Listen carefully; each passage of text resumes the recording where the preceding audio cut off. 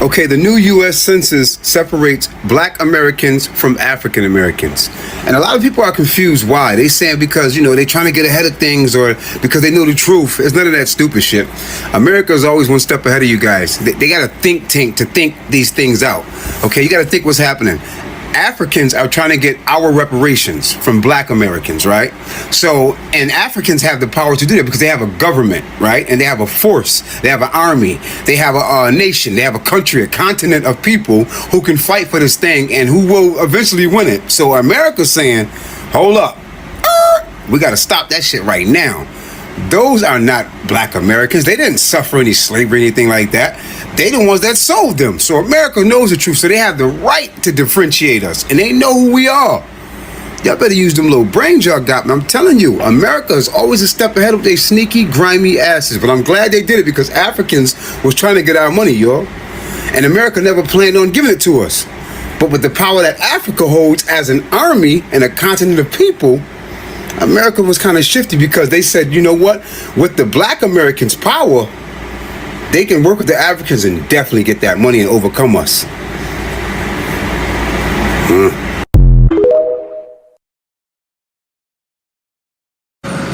So America has put out that new census report and differentiating African Americans from the different type of melanated people from islands and actually from Africa. And some people are confused on like, why? Baby, because they're trying to get ahead of things. They're trying to give us the truth even though we're already discovering the truth. They're trying to possibly prevent us from wanting to correct our statuses, where you differentiated us from African American to the other types of melanated people. Baby, give us our titles back. And actually, don't give us shit. Don't give us shit because we're going to still take it. We're still going to take it. Yeah, we're still going to take it because we're not even African Americans. We don't want your reclassification. No. We want our land back and we want our titles back. We want our ability to be able to operate freely on our land. So if you think you're doing us a big one by differentiating us and letting the world know that we're actually African Americans, no, baby. Do us the biggest one and get the fuck up out of here. Okay? But to anyone who is confused, it is because out where y'all all think we look alike, honey, a lot of us don't come from Africa. And if our DNA does come from Africa, it's because our ancestors migrated here, possibly through the Grand Canyon, but it's okay. Different topic, different story, different day, but we were here. And many of us can trace our genealogy many generations right here on American soil. And before 1865, before they came, doing stuff, doing the mostest to the hostess, we were already here. And we didn't go by African American. So while they think they're differentiating us, they put our real titles up there. Give us back, don't give us shit. We're taking it. So this is the new census, U.S. Census for race and ethnicity. I know a lot of y'all struggle with that. Black immigrants. So you see up here at the top is white. You have German, Irish. I don't see anything about white American up there. I guess they just own the white box. Then you have Hispanic or Latino. Wow, congratulations to the Latino and Hispanics. Y'all finally got y'all own race after avoiding it for hundreds of years.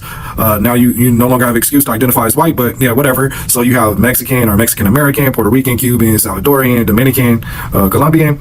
Here we go. A black box. Black or African American. So you could choose African American if you're African American. You could choose Jamaican. You could choose Haitian. You could choose Nigerian, Ethiopian, Somali. I know Somali probably wish they were down here in the Middle Eastern or North African box.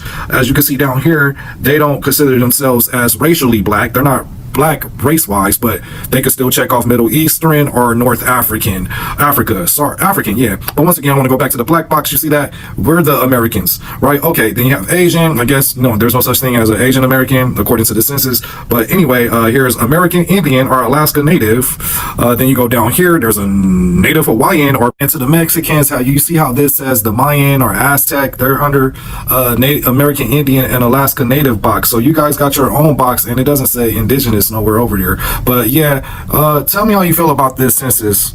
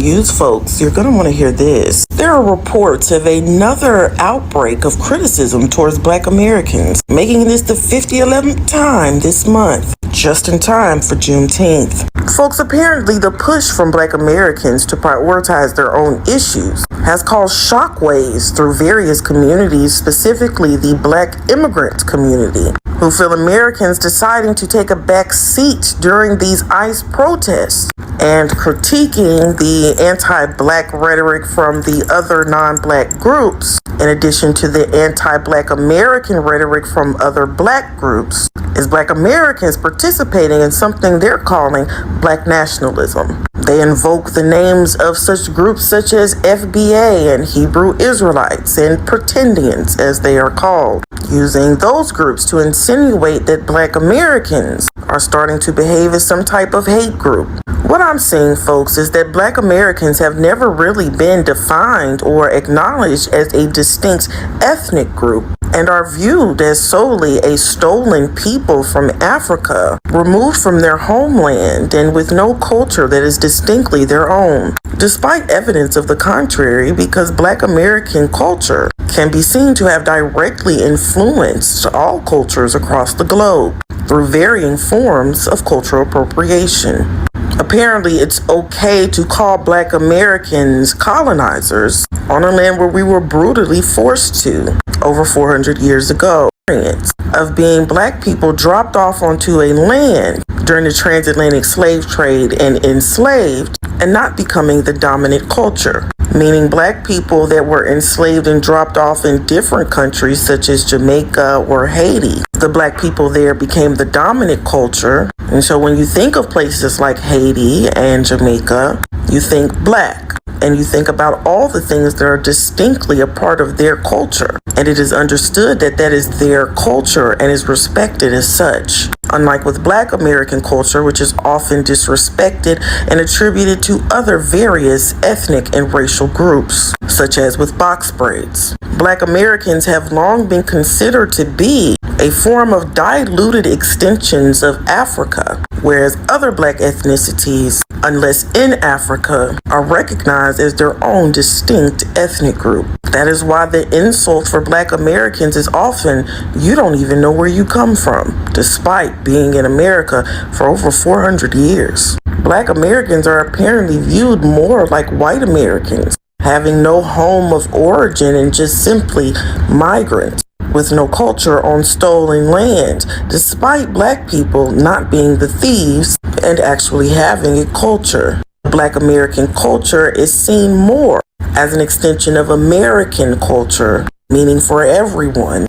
instead of it being a distinct part of black American ethnicity. This lack of cultural awareness and lack of defining black American ethnicity has long caused tension within the black American community and without. And that's where the feeling of the need to gatekeep comes from. Because when you are not viewed as an ethnic group with a distinct culture, and instead thought of as a branch of your colonizers, and just as a stolen, previously enslaved people, it leads to a sense of cultural inferiority.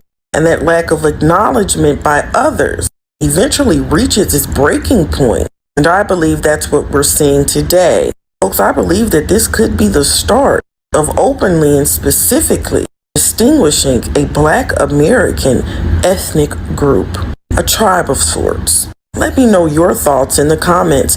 This has been Crystal Black with news you can use. The latest census numbers reveal a historical moment. The African American population in the United States has now surpassed 51.6 million, making up 15.2% of the nation's total population. These include not only Black Americans who identify solely as African Americans, but also those who identify as multiracial and Black Hispanic.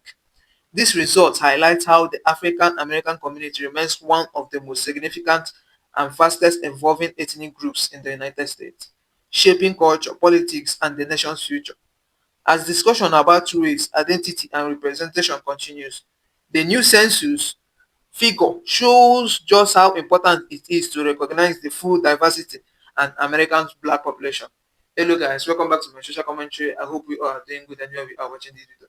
And if this is your first time of coming across our video, do well to subscribe to our channel and tell us what you think about this video in the comment section. Majority of black people in America live in the South and East Coast of America. An observation that was made by discovering a map that was showing black population density by county.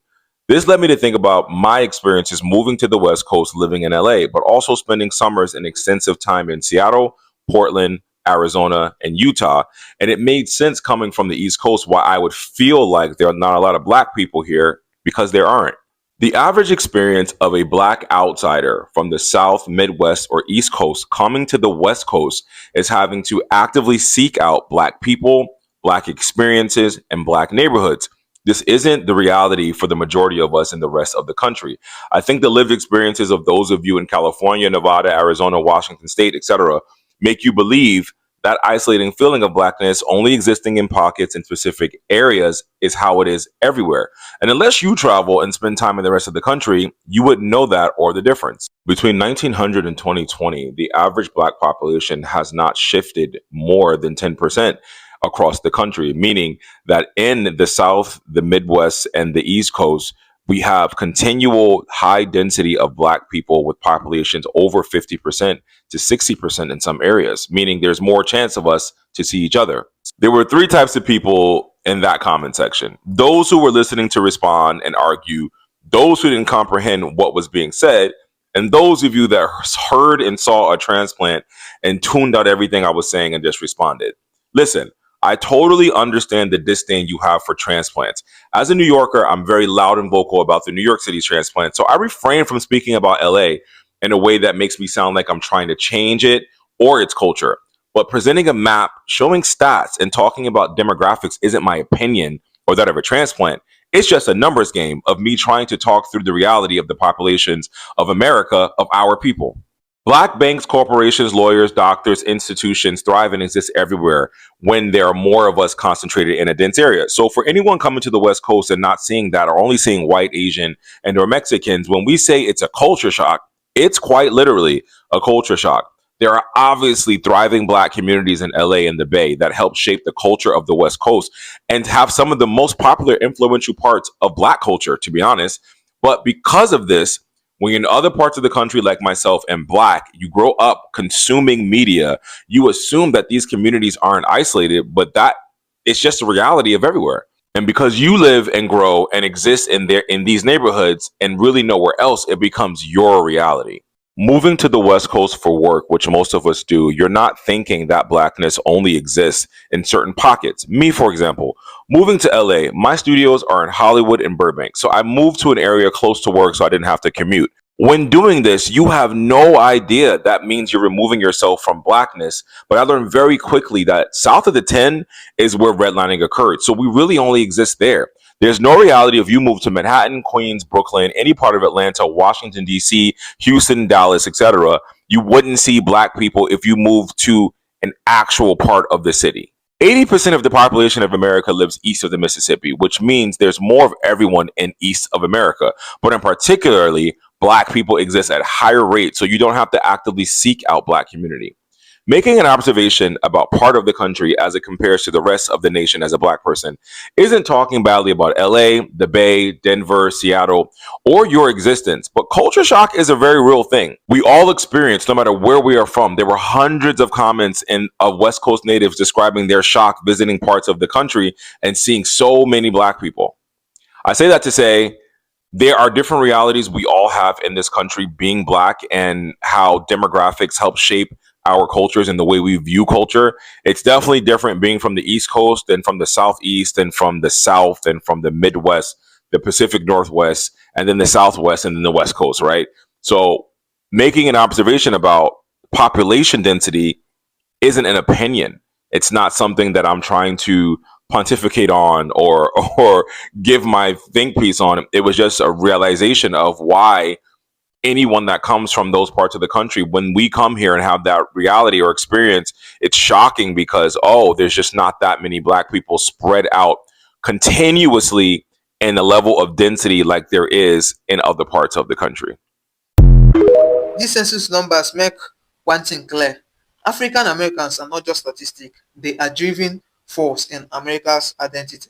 As one of the large ethnic groups in the nation, their growing number amplify the fight against systemic racism, push the demand for equal representation, and challenge a society that still struggles with racial inequality. The census doesn't just count people, it exposes the power and presence of Black Americans. You guys, thank you for watching our video. We really appreciate it. And if this is your first time of coming across our video, do well to subscribe to our channel and tell us what you think about the video in the comment section. You're welcome.